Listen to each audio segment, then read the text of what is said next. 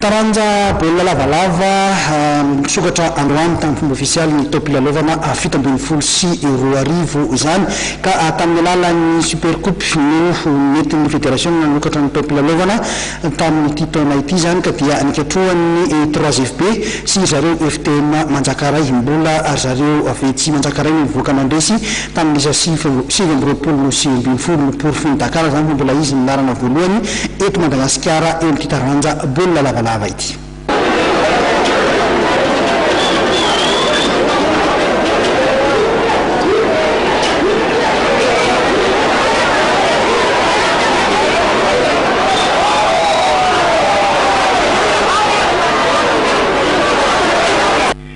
Porofiny FTM Manjakaray fa izy no larana voalohany eto Madagasikara resiny tamin'ny isa mazava sivy amby roapolo no sivy ambin'ny folo ny ekipan'ny ministera ny fahasalamana ny 3FB nandritra ny fedina ny super coupe lalao zay nentin'ny fédération ihany koa nanokafana ny topilalaovana fito ambin'ny folo sy roa arivo.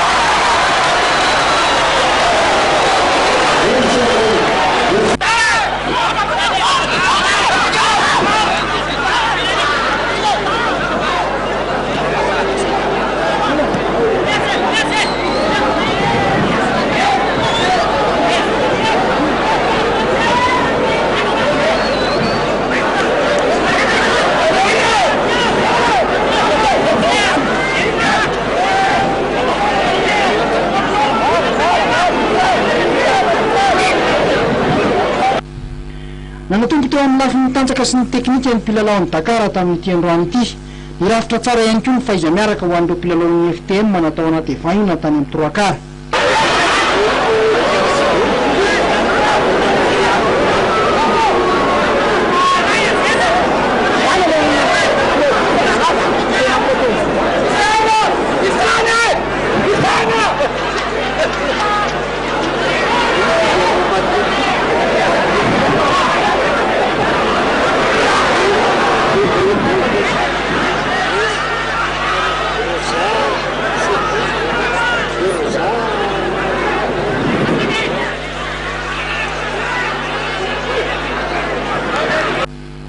Fidirana voalohany dia efa nitarika tamin'ny isa valo ambin'ny folo no folo ny FTM Manjakaray.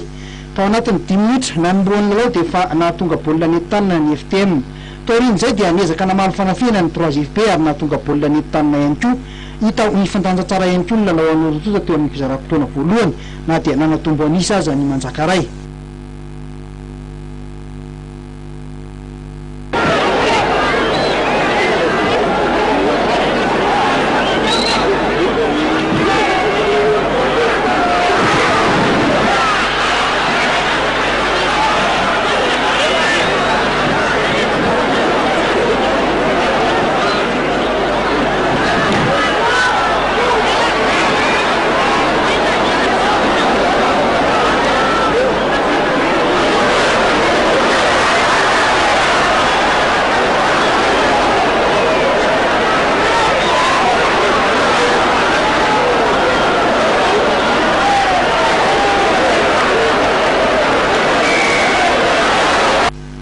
Teo fidirana faharoa dia samy nanova mpilalao ny Rotota tsy nahitana fivana firy kosa ny Endri-dalao nentin'ny nandanina ny ankilany.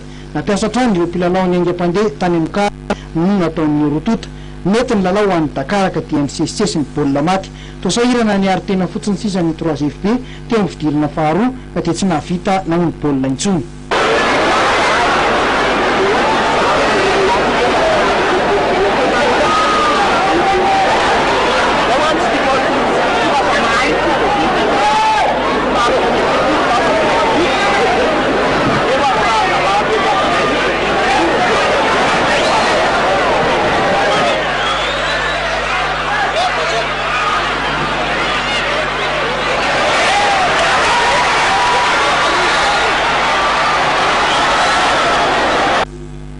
Nanatombo ny FTM izay hita ho feno sy matitra ny fanazaran-tenany ary vonona hiatrika ny topilalaovana fito ambin'ny folo sy roa arivo. Fa isan'ny lalao nanasan'ny maro ihany koa ny fiaonan'ny COSFA sy ny TFA anaty azy tamin'ity androany ity resy ny TFA tamin'ny isa 6 ambin'ny folo no folo ny COSFA.